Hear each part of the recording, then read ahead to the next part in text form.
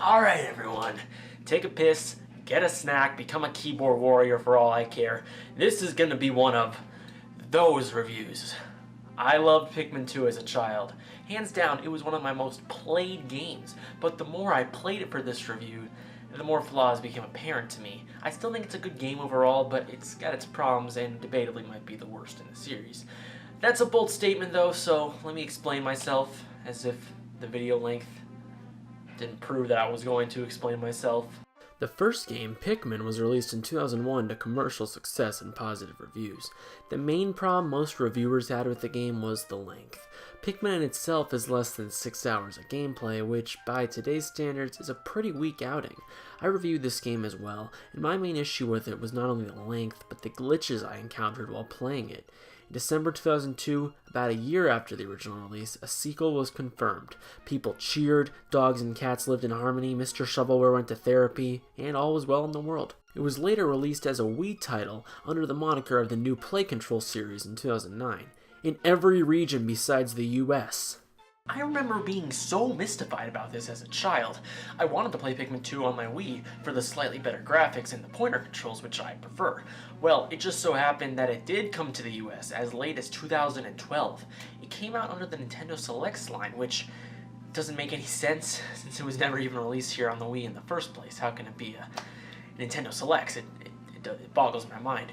But hey, it was only $19.99 due to that, and a 13-year-old version of me was more than happy to spend my allowance money on a new Pikmin release. Pikmin 2 continues the story of Captain Olimar. After the first game where he crash-landed on a planet, he met the Pikmin, whom helped him rebuild his ship and fly back to his home planet of Hocotate. Here we meet two new characters, the President and Louie, employees of Hocotate Fright. The president tells Olimar that the company has gone bankrupt in the time that Olimar was gone. The Dolphin, the ship from the first game, then gets taken away for money. Shocked, he drops the souvenir he brought back for his kids, which the new ship recognizes as currency that can help repay the debt of 10,000 Pokos. Your boss then forces you to jump into the new ship to go back with your coworker Louie to get more Pokos from the treasures on this planet. Damn, Olimar didn't even have a chance to say hi to his wife and kids who we never thought we'd see again, and his boss forces him to go back to work right after a near-death experience crash landing on a planet? Where's a workers' union when you actually need one? As you fly back to the planet, the ship gets hit by another meteor and you crash land. Again, I'd make another joke like every other YouTuber saying, oh, Olimar's an awful pilot, but can you really blame the guy? You try flying a ship with non-existent eyes. Olimar rediscovers the red Pikmin here, which seem to conveniently remember him, and Louie comes into contact with the ship again. They didn't really crash that far from each other, which is convenient for them as they reconvene over a paper bag. From there, the goal remains to get 10,000 Pokos by exploring the caves and finding above-ground treasures, using the acquired Pikmin to complete these tasks. The three main types of Pikmin from the first game are carried over here with three new types as well. Red Pikmin are immune to fire and do 1.5 times the damage of the other Pikmin. Unfortunately, they are pretty useless in this game and will be the sacrifices most of the time. There's no need to use them pretty much ever after you discover purple Pikmin. The fire geysers are destroyable, unlike the first game, meaning pretty much any Pikmin can take them on with the right timing. If they do get burnt, the only penalty is they'll be on fire until you whistle them back to you. The only enemy that really requires red Pikmin are the fiery Bulblaxes, and even those can be attacked with purple Pikmin. There's literally no point to the red Pikmin in this game, at all. Unlike the first game where they're pretty much mandatory. Yellow Pikmin actually got an upgrade in this game in comparison to the last one. Not only can they fly higher than the other Pikmin carried over from the first game, but now they are actually immune to electricity. This is incredibly useful in Pikmin 2 as the electricity is instant death for any other Pikmin type. They're very helpful in this game when it comes down to taking down the flying enemies, which there are a lot of, and the spider bosses, which again are way too rampant in this game. It's a nice change from the first game where you pretty much never use them, although you have to keep in mind now you're just not using reds as much. And it's also important to note that electric hazards can also be taken down at the correct timing, and so can the electric enemies. Blue Pikmin are about the same as they are in the first Pikmin game. Basically, they are immune to water. Nothing really special remains about them, but you want to make sure you spread out a lot of them in this game since there are lots of water sections and portions. Purple Pikmin, well damn, where do I begin? These guys do 3 times the damage of a regular Pikmin, can carry 10 times their own weight, and are slow as molasses to trade off. They make lots of enemies in this game a complete joke. They can even stun the enemies, giving you more time to attack them. They're a little bit overpowered. You end up using them only to fight enemies in the process, giving the other Pikmin very little time in combat. White Pikmin, opposed to the purples, are incredibly fast and are also immune to poison. Along with that, they are able to dig up buried treasure, which the Pikmin aren't able to see. They're very versatile and a good addition to this game. Enemies who also eat White Pikmin also get poisoned, harming their health. I guess a lot of people sacrifice their White Pikmin specifically for this purpose. I never did that. I thought it was too cruel. Lastly, the Bulbmin. You encounter them randomly throughout the caves following a Mother Bulbmin. Once you take down the Mother Bulbmin, you whistle them back and they're yours. I think that they are the most underrated Pikmin possibly ever. They are immune to everything. Fire, electricity, poison, and water. It's basically a combination of every Pikmin. The downside is you only get them in the caves and can't bring them back up with you. Other than that, they're definitely the forgotten Pikmin. They never got brought back again for Super Smash Bros. Or Pikmin 3 or even Hey Pikmin. To harvest more Pikmin, you simply bring back pellets or enemies to the onions, at least for the red, yellow, and blue Pikmin. The purple and white Pikmin can only be found in the caves. You use the candy pop flowers to convert the color of the Pikmin. This works fine. It would be a pain to have 5 different onions flying around. The issue with the Pikmin isn't this. I guess the issue is more so that they feel so unbalanced. The first game was much more balanced, as you needed each of the 3 types pretty close to evenly in this game, with the exception of the yellows being slightly less useful. However, here you don't even need the red Pikmin in this game at all and can get away with using purples exclusively for combat in most parts. There's no reason to harvest red Pikmin besides the use of converting them to other colors. Like I said, this is unbalanced and leaves the experienced player with a bad taste in their mouth. Not only are the Pikmin in Pikmin 2 unbalanced, but splitting them up into 5 groups this time around means that you usually won't have a lot of one type in your party. You do often need all 5 of the main Pikmin, well, besides reds, but splitting them up into 5 numbers does pose problems. Sometimes, for instance, you won't have enough, say, blue Pikmin to carry back a ship part underwater if it needs more than 20 Pikmin, and you lost even a few on the way down. Very rarely is this actually an issue, however, more of a minor nitpick.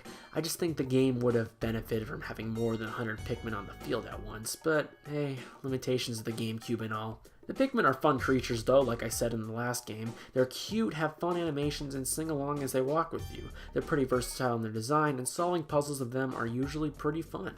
You can use Nectar to convert them to Flower Pikmin, which makes them a hell of a lot faster and stronger in combat. The issue with the Nectar, which was also in the first game, is that one single Pikmin can consume an entire drop of Nectar. This is dangerous, as if all your Pikmin aren't swarming the nectar, you lose an entire drop to potentially one single Pikmin.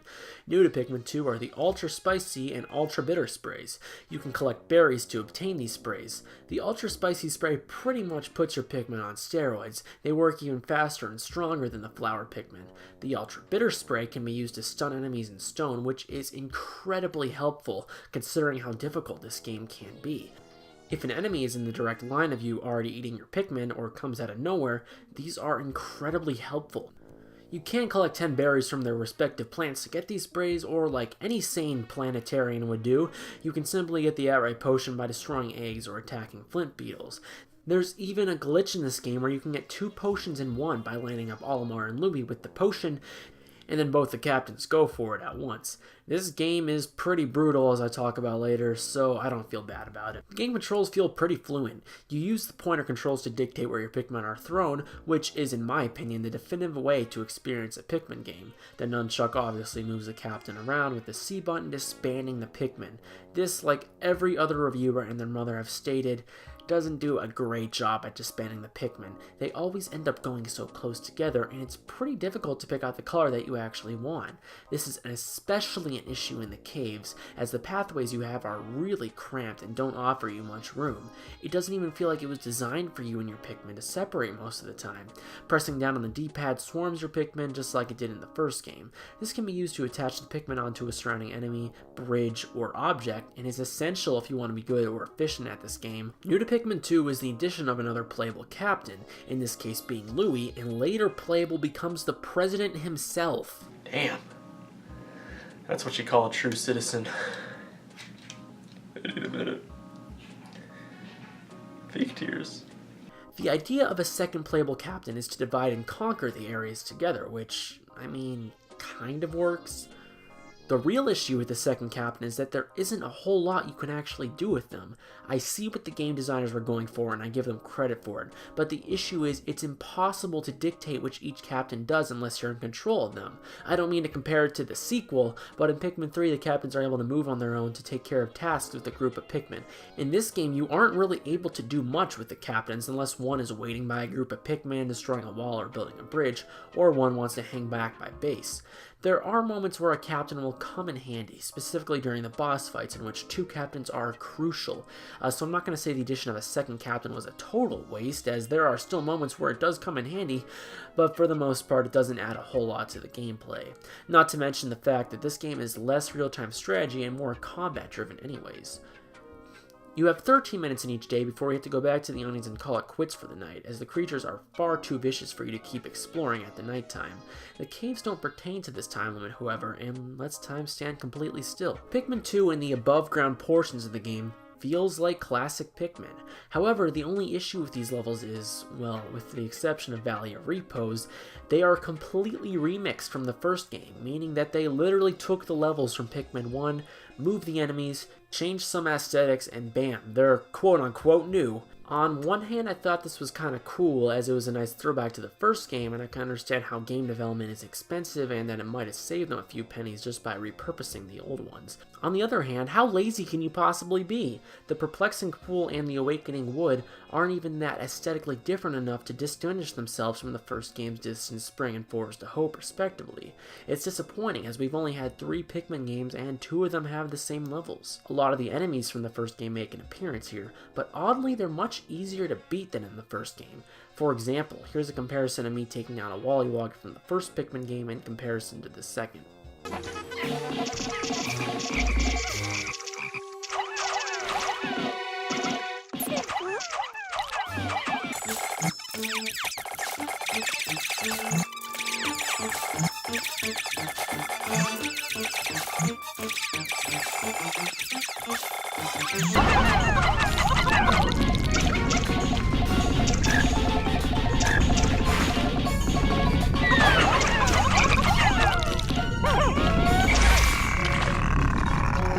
As I've mentioned earlier, purples play a big factor into the uselessness of the enemies. In addition to most of the enemies and bosses returning from the first game, there are a plethora of new enemies and bosses. I will say that some of the enemies are just evil in this game. The careening Dirigi bugs, or however the frick you pronounce it, throw bomb rocks at your Pikmin and are meant to make your life purely miserable. Yeah, speaking of bomb rocks, they are no longer usable by the Pikmin. Instead, they're usually littered throughout the floors of the caves. Not only are they out there in the open, but they often fall straight from the sky just to piss you off. This does not feel like good game design to me. Sometimes, due to the randomly generated nature of the caves, you'll be trapped into a corner by them and have no way to avoid it. Thankfully, this game lets you reset on each sub-level. If not, this game may as well have been impossible. Not only are there bombs that fall from the ceiling, but spider bombs that follow you around instead. This game got way too carried away with these. These aren't a fun challenge. It's nothing that challenges your brain in a fun way. It's just cruel. In addition to bombs, a new hazard that also falls from the sky are the boulders. What's the point of them? They pop up at the worst possible moment. Sometimes you'll be fighting a boss and the boss will rain these down at you when there isn't even much room to run around in. And again, you'll be trapped. As I've said, this doesn't feel fun. It feels like a slap in the face. Okay, enemies. I'm going to try to stay on topic. Going back to the enemies, there's the bumbling snitch bug, which is just a miserable creature. Instead of picking up your Pikmin, they pick up your captains. This is an interesting mechanic, but I brought up this enemy to highlight a major oversight with this game. There is no way to heal yourself, unlike the first game. This is dangerous because this game is much, much crueler than the first game in terms of enemies, and you'll often be using one of 2 captains to fight a boss. If that captain dies, he's done for the day. I feel like it was a major oversight to not include some method of healing, considering there's a bunch of upgrades to the captains in this game. Oh yeah, the upgrades. Speaking of the upgrades, every time you defeat a major boss, you'll get a new upgrade to the captains. Some of these are pretty awesome. They'll light up the room a little bit more, give you a stronger punch, they'll make you immune to fire and electricity, but some of these upgrades aren't exactly helpful. There's one that makes you run fast, which would be nice, but you end up outrunning your Pikmin most of the time and end up having to wait for them. It feels counterintuitive. Later in the game, there's an upgrade that even lets you pluck Pikmin from the ground with your whistle, which is crazy. They really beef out the captains throughout the game, and I always enjoyed seeing what was next. It reminds me of, say, Super Metroid. Okay, Jeff, stay on topic, buddy. Enemies. Some of the new enemies are awesome and don't even try to kill your Pikmin directly. The jelly float enemies are incredibly pretty to look at for 2004 GameCube standards, and you know what? This entire game is pretty to look at. This game looks gorgeous for one that was originally released in 2004. Hell, this could pass graphically as a game in today's market, and I mean that seriously. The water effects look good, the textures look nice and crisp, and the game's models are nice and defined. I'd even say this game cleans up nicer than the original, which it should because it's a sequel. The 4 main levels are based on seasons, and I thought this was a very apt and appropriate choice for a Pikmin game. I wish I could say the same about the music and sound effects. While the music is exceptional above ground and carries the first game's idea of day and night versions of the tracks, the caves are just filled with ambient, generic, and boring tracks. They don't offer much to the ear. Not only that, but one of the upgrades you obtain, the treasure radar, just beeps every time that you're near a treasure, and it's incredibly loud and distracting in my opinion.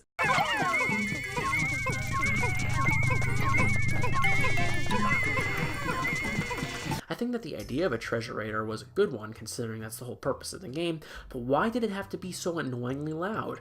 Maybe I'd even be able to hear some of these cave themes if it wasn't for this stupid radar. I got off a topic again, didn't I? Okay, well, back to the enemies. There seems to be a theme with this one.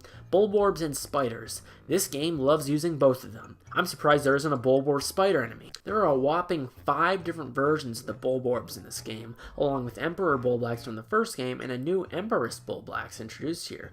Emperor Bulblacks they completely nerfed. While it took new players an entire in-game day to beat him before, here he goes down within seconds. Actually, most of the bosses that were carried over from the first game are taken down within mere moments in this sequel. As I mentioned earlier, the enemies are in the same boat. I kind of welcome this change of pace, as some of the enemies took way too long to defeat in the first game, and it fits the pacing of Pikmin 2 very nicely. Empress Bulblack starts off real easy, but as the game progresses and you run into her 2 more times, she becomes brutal. She literally births children as you fight her, and then more rocks come crashing down from the sky. Jeez. As I mentioned, the game loves its spiders. Not only are there elemental versions of each, but the bosses are frequently spiders. Beady Longlegs returns in the first game, but that's only the beginning. Man-at-Legs is a mechanical spider that has a machine gun. Yeah! I'm playing a Nintendo game where a spider shoots you and your Pikmin with a machine gun. Holy crap. Then there's the Raging Longlegs, which is the biggest enemy in the game with the most health. It's pretty brutal. In fact, they did an upgraded version for most of the bosses from the first game. For example, the Burrowing Snagger returns in this game with an upgraded version called the Pileated Snagnet, which is nothing more than a harder version of the first mention. Some of these bosses, as I've mentioned, require you to use both captains to defeat them, such as the Raging Boister, which doesn't really care about your Pikmin, only the captain, and the same kind of deal happens with the Segmented Crobster. While, yes, the bosses are pretty difficult in this game, they're creative and introduce new ways to stimulate the combat. The giant bread bug, believe it or not, is probably my favorite boss fight in this game. He runs around the stage and tries to grab treasures and corpses to bring back to his lair. You must use your Pikmin to challenge his theft skills and defeat him. This is really clever. In fact, I wish they kind of experimented more with these bosses like this that really challenge you to do something different. Some of these enemies, crazily enough, you can manipulate into attacking each other. This is mainly seen with the armored cannon larvas, which alone are pretty tricky to take down, but if you just brave it alone with a captain, you can simply overrule and dominate. I doubt this was intended by the game developers, but still, as an alternative way to fight the enemies, I thought it was clever and let the player develop their own strategies to a situation. New to Pikmin 2 are enemies that have to be taken back to base, or else they can actually come back to life and attack your Pikmin again. I think there's only like 2 enemies that actually do this, but what I always did was use an Ultra Bitter Spray, so I wouldn't even have to worry about carrying them back. Once you attack them with this and kill them, they just drop nectar and don't even have a corpse. However you feel about the enemies in this game, they are creative and add a lot to the lore of the Pikmin universe. While I do think the combat in this game is a main issue, it's not because of the enemies, but rather the repetitive nature of it. Adding to my opinions about the lore of the Pikmin universe, though, is an entire Piklopedia that just magnifies the scale of the Pikmin universe and adds a whole new layer of depth to it. Here, you can read Olimar's notes on the creatures. This is something I loved about Pikmin 2 and spent many hours in as a kid. Some people say that Olimar didn't have much character development in this game, and I heavily disagree. For anyone who thinks that, simply read this in the Treasure Hoard, and Olimar has hours of funny dialogue to read. You can also read Louie's notes on how to cook them, which are hilarious, and for the Treasure Hoard you can read the ship's sail pitches for the treasures. Not only that, you can directly interact with the creatures by throwing pick carrots at them, seeing their patterns. Like I said, this adds as a great fan service to the Pikmin universe and is one of the best aspects of the game. So unlike the first game, you aren't restricted to just 30 in-game days to complete the story, but rather it's completely unlimited. Go nuts. I'm very mixed on this decision. I think it did add a lot to the first game, really defined it and made you work harder and more efficiently as it had invoked a survival feeling to it. In this game, it's definitely more welcoming for new players, which I am happy with since I want everyone to enjoy Pikmin, but like I said, it's a mixed bag. To collect treasure, you go underground in the caves. This is the meat and potatoes of Pikmin 2, for better or for worse. This is not a concept that was completely doomed from the start, I just think it's the execution that completely kills the idea for me. The problem is mainly the fact that these are randomly generated. There are no rhyme or reason to the stages, like, at all. The caves are designed basically like this. You land, kill a bunch of enemies and get treasures, go on to the next floor, do the same until the last floor while you defeat a boss. There's very rarely any puzzle solving, it's usually just straight combat. This gets very repetitive fast, and I feel like it didn't have to be this way. My issue with the caves, plain and simple, is that these aren't the thesis of Pikmin. They feel sloppily thrown together like a child choosing colors of chalk on a sidewalk. Pikmin to me, as the first game established, was based upon the principles of survival, strategy, and puzzle solving. Olimar was just a plain alien, just trying to survive and just go home to his family. There was such a character development for him, and it made the game something truly special. The caves, on the other hand, get far, far away from this idea of Pikmin as possible. There's no time limit in these caves. I'm definitely mixed on this. On one hand, it gives newer players more freedom and relaxation to figure out their plan of strategy and lets them enjoy the game at their own pace a bit more. On the other hand, this kills what Pikmin is all about, a real-time strategy game. There isn't a whole lot of strategy in these caves. It's usually just based on combat. And you know what that reminds me of? Pac-Man World 3. That game suffered from a very similar issue as a sequel. It took the basis of a well-established game and padded it out with lots and lots of combat that many fans deem unnecessary. And that's the best way I can describe the caves. They feel padded out. The caves aren't short either. They range anywhere from 2 to 15 individual floors and feel like they go on forever. They have no rhyme or reason. Again, each cave looks pretty much the same. Very sparsely in these caves you'll see an original landmark or design, but again, these are limited to maybe like 2 or 3 moments in the game. Some of these caves aesthetically look very nice. There's a playroom theme, a garden, a bathtub area, and these do feel very Pikmin in the game's defense. However, most of the time you're either traversing through this dirt landscape or, I don't know how to describe this one, I guess sewer looking area. Again, these don't feel like well crafted and well thought out levels. The majority of the time that you're playing these, you'll see segments that are completely barren of treasures or enemies. You'll see walls that have nothing behind them, pathways that add nothing. Why did they do this? This doesn't feel like something Nintendo or Miyamoto would be behind. This is something I'd expect to see in like a shovelware game. Treasures even spawn out of bounds sometimes. And the enemies in the cave. You want to talk brutal? This game takes it a whole step further. They swarm the most difficult enemies right next to each other most of the time. Not only that, but there will be enemies that are flying right next to the ledges, making it impossible to attack them without sending your own Pikmin hurling off the edge. It does not feel like strategy. It feels like I'm just trying to take down hordes of enemies. The layout of these levels can be pure evil. The one I especially hated was this giant square spiral level, which has the treasures at the bottom and just plain hazards and enemies littered throughout the path.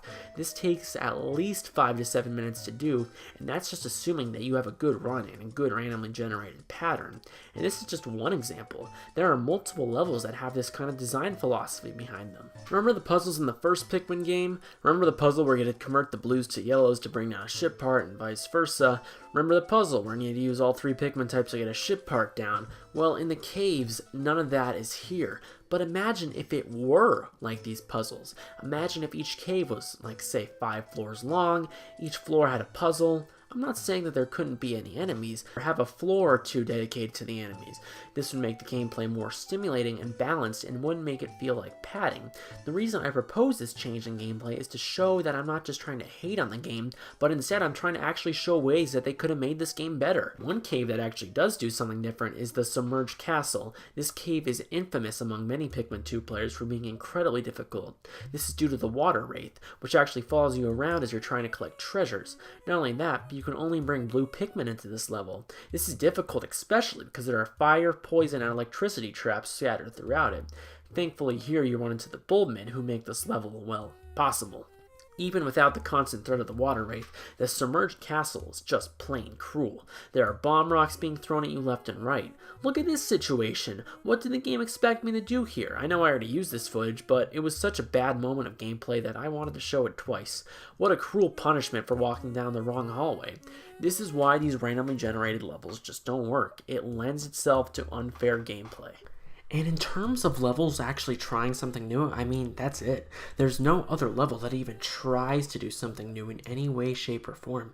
Pikmin 2 is a randomly generated dungeon crawler at the end of the day, and that's disappointing because, like I said, it's 3/4 of the gameplay. Thankfully, these caves at least have these peaceful floors from time to time. There are nectar, candy pop buds that produce more Pikmin, purple and white Pikmin, potions, and occasionally bonus treasures. You pretty much have to take advantage of these Nirvana floors, as people call them, not only because the game is cruel, but because you need 100 purple Pikmin at one point in the game, for debatably the biggest waste of time in a Pikmin game like ever. You pretty much have to go back to the caves in this game to get more purple Pikmin. By the way, the caves don't offer you enough violet candy pop buds. That alone wastes probably 10 to 15 minutes of gameplay. But then there's the actual retrieving of this treasure. This takes almost a quarter to half of an entire in-game day. Like I mentioned, it just feels like unnecessary padding. On the subject of the treasures, they're one of my favorite parts of the game, hands down. Each treasure is usually something different, and surprisingly there are a lot of brand deals in this game, oddly enough. But it is relevant here since this planet supposedly used to be Earth, if the Pikmin lore is to be accepted. It's like people only do things because they get paid. And that's just really sad. Okay, back to the caves. Their layouts don't lend themselves to Pikmin gameplay. Subterranean Complex Level 6 shows off how the game just throws a bunch of objects together without any rhyme or reason. Let's pause this for a second. What exactly am I supposed to do here? There's electricity and poison going on at the same time. I can't bring the white Pikmin to destroy the poison geysers without the beetles attacking them, and I can't attack the beetles not only because of the poison geysers, but because there's a poisonous spider running around. There's also a guy throwing bomb rocks in the background. This doesn't even seem like a human being consciously designed this level. There's no real skill or strategy to beating this. It's just an example of how bad the RNG in this game can be.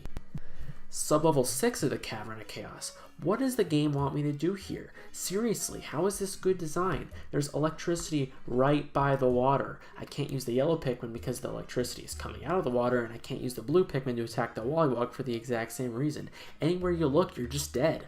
Sublevel 9 Cavern of Chaos. Careening Dirigi bugs floating over the poisonous geysers, right by the water. Wow. I guess while we're on this stage, I want to bring up the fact that every time you collect a treasure in this game, you are interrupted by a cutscene to watch the treasure be accepted and named by the ship. The issue with this, and the main reason I wanted to reference this floor, is because the way it interrupts the gameplay causes nothing but problems. My red Pikmin fall down into the water. I try to whistle them, and the game interrupts my action twice. Eventually, they're all dead. And that's just one example. Sometimes you'll be in the dead heat of a combat, and you'll be interrupted by a cutscene. This is dangerous, especially in the Wii version, since the pointer has to reconfigure every time that you get back from one of these treasure sequences, killing a good second or two, thus destroying whatever task you were attending at. Sublevel 3 of the Hole of Heroes. Look at that, a blowfish who deflowers her Pikmin right at the base. Why even give the player a chance, right? At this point, why don't you just have the player spawn right over a bottomless pit? Same kind of problem with Sublevel 7. You spawn right in front of a boss with armored beetles right there. This game at times feels directly like a Kaizo game. You know, one of those cruel hacks that people make and put up on the internet. Not a Nintendo designed game. This game is for kids, right? And challenge itself isn't a bad thing, but when you spawn the player right in front of enemies at base, it lends itself to unfair challenge. Now, I'm not giving all these examples to be mean or attack the game developers or hate on this game. I'm doing it to bring home a point, and that point is that the randomly developed levels don't work the way the game developers intended it to, and for the most part cause an unfriendly experience for the player. They don't even look like they were designed by a human. You can often tell that the computer designed the level, and again, all it does is make the caves a bad experience. Like I said, I bring up these examples to drive home my point, so it doesn't look like I'm just trying to attack the game, but rather explain and give constructive criticism why I don't like the cave portions of this game. And that's just one playthrough. I've seen others where this treasure spawn in unreachable places, or the cave exits spawn outside the boundaries, all issues that could have been fixed if a human just designed the levels. In the game's defense, very rarely however, a cave will attempt to do something interesting. Sublevel 1 of the Snagger Hole, for instance, has you going up to a treehouse. Sublevel 5 of the Shower Room has you literally throw Pikmin into this, great sewer type thing. It's cool. Moments like these, as I mentioned, are far and few between, so they really stand out as something interesting and creative, and lends itself to the nature of what Pikmin is.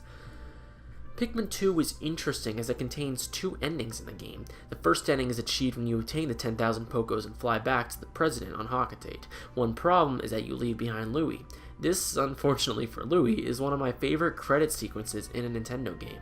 They really did a fantastic job animating this, and makes me wish they made a whole CGI-based Pikmin movie.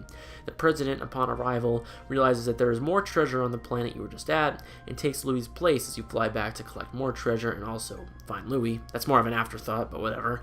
This becomes the second half of the game, concluding with the Dream Den as the final dungeon. The final boss is okay, I guess. It's cool in the sense that it uses all the elemental attacks on you, so I kind of see what they were going for, but it's still the most wise to use yellow Pikmin and just dodge the other attacks, since electricity is insta-kill, and all their hazards, well, aren't. As long as you load up on ultra spicy sprays, you should be fine. I give them points for creativity, and I actually like it better than Pikmin 1's boss. I guess at this point I can talk about the game's additional features. There is a 2-player mode, which unfortunately I had no one to play with and no second Wii mode anyway, so I couldn't get any actual footage. Basically, you and an opposing player are allowed up to 50 Pikmin each. You win the battle by either obtaining 3 yellow marbles or making it all the way to the other player's base and getting their color-specific marble. You can use the enemies to sprout more Pikmin, just like regular Pikmin gameplay, and obtaining cherries allows the player to spin a roulette, which either harms the other player or helps you out. For example, it can make it invisible or send a blowhog to the team's base. It's pretty in-depth and can get pretty intense if you're playing with the right player. New to Pikmin 2, well, I guess it kind of existed in Pikmin 1, is the challenge mode, with a complete overhaul. It's mostly like the cave gameplay. You go through randomly generated levels, collecting keys to progress on to the next sub-level, and get treasures for points. This mode is fine, I have nothing really to say about it. The only thing worth noting is that you get specific groups of Pikmin going in, which does actually prompt a fun challenge. For example, sometimes you'll be given as low as 3 Pikmin to fight to start with, or you'll be given all white Pikmin. Anything goes, and it is pretty enjoyable, I just never really cared. So, Pikmin 2, is it a bad game? Well, no. It's a good game, I think it just has tons of flaws. The overworld gameplay does feel like classic Pikmin. The graphics, presentation, music, Piklopedia, treasure hoard, all good stuff. Challenge mode is also really fun. It's just these stupid, padded out caves and dumb minor oversights throughout the game which really hamper the experience. I do prefer Pikmin 1 to this game, unfortunately. I recommend you play Pikmin 2 if you have the chance. I don't think it's as good as the original, to be upfront, or even the sequel, but it's still a solid entry into the series that has a lot of fun moments to it if you look hard enough. I still had my fun with this game. Now, time for Pikmin 3, assuming this video doesn't tank my YouTube career. What YouTube career, you might ask? Well, the answer is there is none, so go screw yourself.